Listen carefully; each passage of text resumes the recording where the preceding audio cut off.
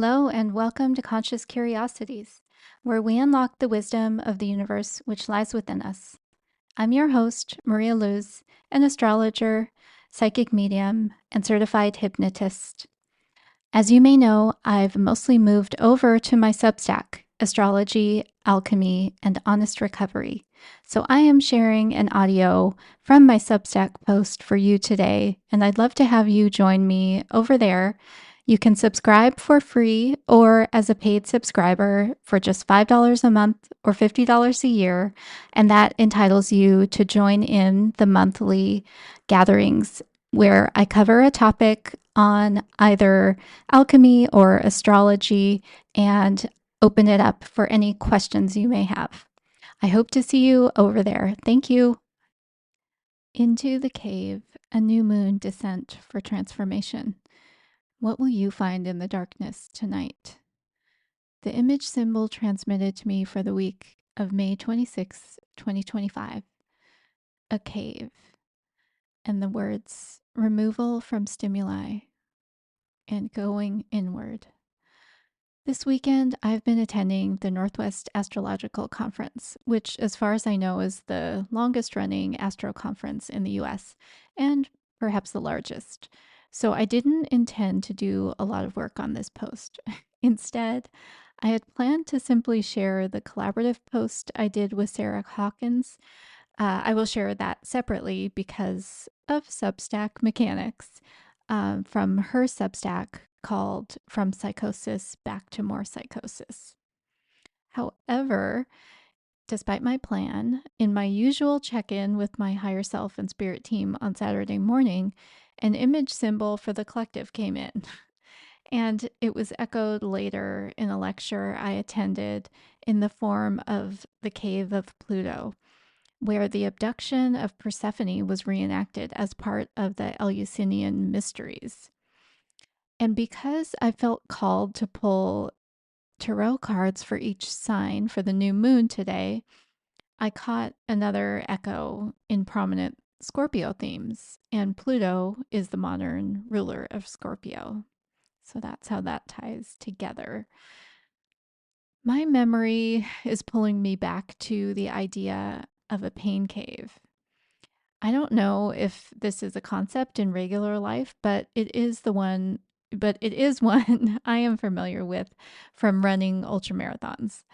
What it refers to is a period in the race where you are in some sort of torment, physical, mental, emotional, even spiritual, and you are turning in on yourself. It's like you are in a cave of pain.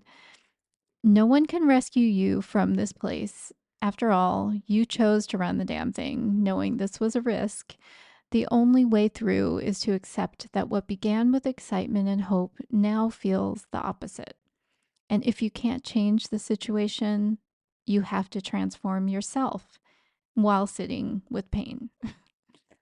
I don't think I'm alone in feeling a similarly painful disorientation with the world, with others, and within myself.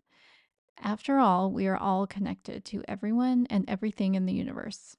Or perhaps I was feeling Saturn pulling the collective back through the birth canal as it moved from Pisces to Aries on Sunday. This week, I used another spread from 111 Oracle Spreads for Every Day by Crystal Banner. It is called the New Moon Spread, and rather than interpret each card, I provide an overall interpretation with the spread format explained below. I also provide a card and haiku for each sign of the zodiac, representing an energy the new moon brings to that sign. You may read either your sun sign, which is representative of your conscious role or your ego's energy, or your moon sign, or both. The moon sign is representative of your emotional energy. And what the new moon spread reflects is we have a desire to will our personal truth into existence, yet we are not charging forward. Why is that? The cards are guiding us to spend a little time exploring our personal version of the Cave of Pluto. There may be a limiting belief subconsciously holding you back. It may be something you learned or were steeped in from a young age.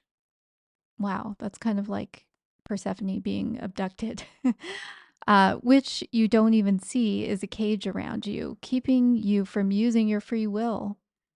Trust your intuition to guide you to the block. Trust that the strength it has repressed will be repurposed to assist you in pushing the block away from the cave entrance. Trust that when you emerge, there will be guides, including your own intuition, leading you to freedom to live authentically.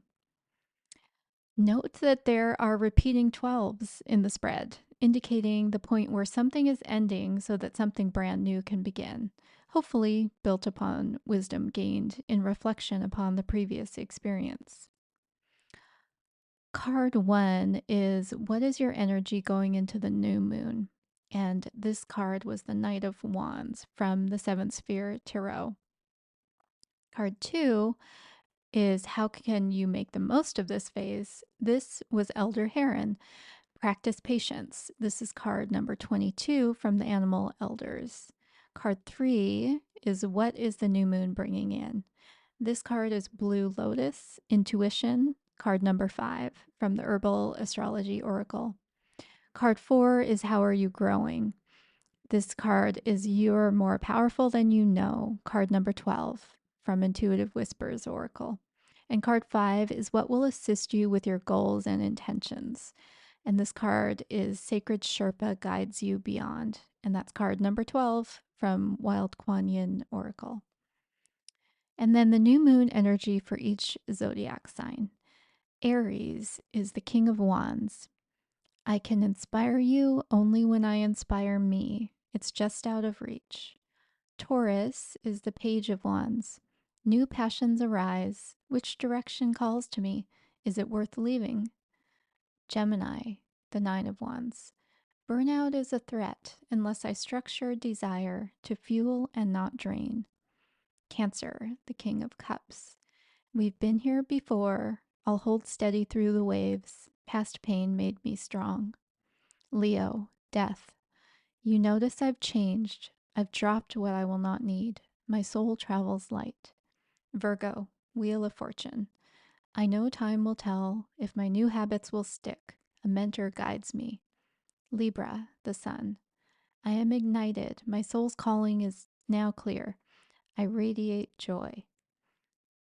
Scorpio, the Five of Pentacles. I have a new chance to trust I will have enough, to know I am enough.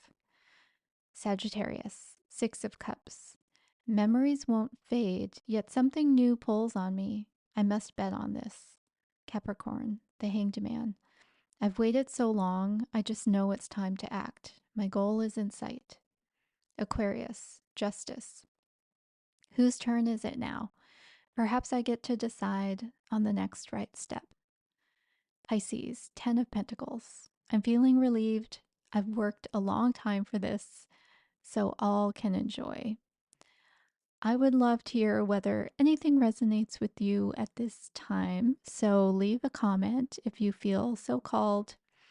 I also have a client review to share with you. This client did the inspired guidance session where I use astrology and tarot or oracle cards alongside my psychic abilities. And of course, I would love to see you as a client too. Here's her review. My session with Maria was both supportive of my current understanding of myself and also a calling to be in better alignment with my purpose and gifts.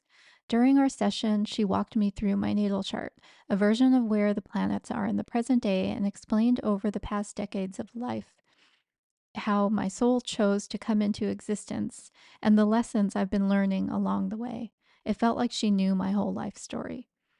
We then talked about what I'm being propelled to do and my purpose and the timing of the universe directing me.